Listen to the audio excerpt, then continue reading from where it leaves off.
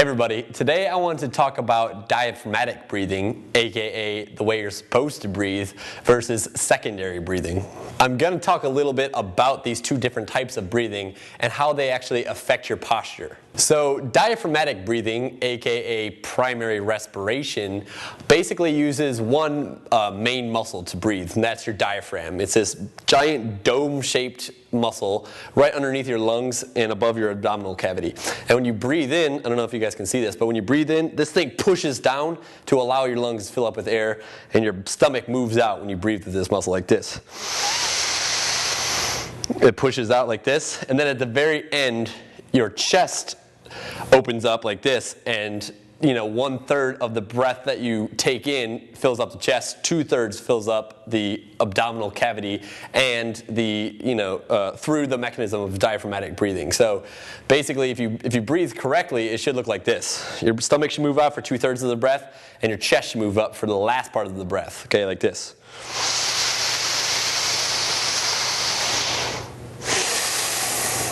Now, many people don't even get to the primary breathing part of breathing. A lot of people are stuck in what I call secondary breathing syndrome, where they only use the top part of their chest here to breathe in.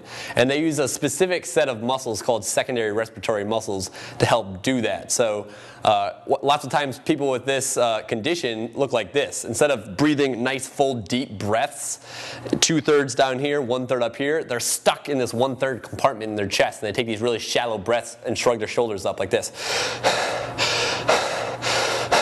Okay, it happens to a lot of my clients when I tell them to take a deep breath. They try to just fill this up. They go, and it doesn't matter how hard you try to inhale, you can only fill up so much if you're stuck in here, because you're virtually eliminating 2/3 of your capacity to inhale because you're not using your diaphragm effectively. So basically, the reason why this is bad is not only are you not getting enough oxygen, you're only utilizing 1/3 of your capacity to breathe, which if you're playing sports can be really, really detrimental. You can kind of feel like a fish out of water. And secondly, is that the muscles that actually contract to help your chest kind of like move up like this, to breathe in extra air, are a lot of them are in the neck. You have the scalenes, the sternocleidomastoid muscle, upper traps, and pec minor. Okay.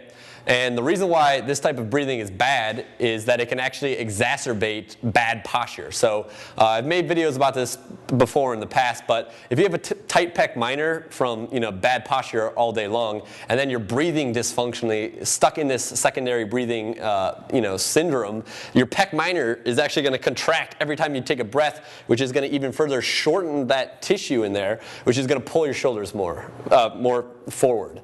So basically, that's really bad. I've made millions of videos in the past talking about this, so you definitely don't want to shorten up any muscles that are going to further pull your shoulders forward. Secondly, those neck muscles, your sternocleidomastoid and your scalenes here, and your traps, those will all activate too, okay? When your traps start activating, you'll get really tight, a really tight neck, really tight shoulder region, and when that sternocleidomastoid muscle starts engaging, it's going to pull your head forward. So basically engaging in that secondary respiratory breathing long term, which a lot of people do. I would say like 80% of people breathe this way. Engaging in it long term is going to pull that head forward, and it's also going to pull those shoulders forward in an even worse position. Luckily, you don't always have to breathe like that. You can actually teach your body, you can train it to use the diaphragm again with a simple diaphragmatic breathing exercise. Basically, what you do is you put one hand on your chest, one hand on your abdominal cavity here, and you inhale through the nose, making sure that 2/3 of the breath goes into your abdominal cavity. And the way you can tell if you're actually breathing down there is that your hand will move out. Okay, so 2/3 is going to come from here. It's going to push out like this, and the last third is going to come from the chest. So it's going to look like this if you're doing it right. Breathe through the nose, and you can do this about 3 sets of 20 breaths each day to kind of reprogram the nervous system so that you breathe this way naturally without having to think about it all the time. But so you put one hand on the chest, one hand on the stomach, blow out all your air, inhale through the nose.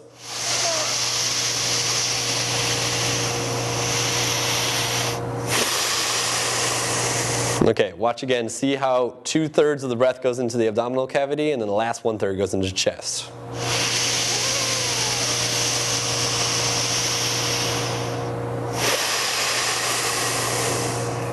So like I said, you can do that for about 3 sets of 20 breaths each day to really help program your body to breathe that way. There are a lot of benefits of breathing this way. This type of breathing is very, very popular in a lot of Eastern energy practices like Qigong and Tai Chi, even yoga. They all have different names for it, but it's all pretty much the same thing, diaphragmatic breathing.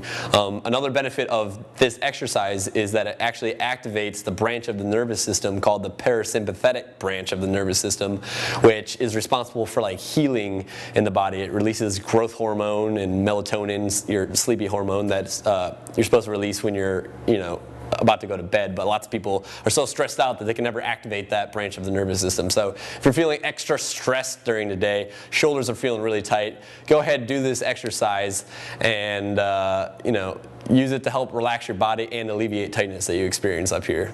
Hope you guys liked that video. Do not forget to subscribe up here and give it a like down below, and I'll catch you next time.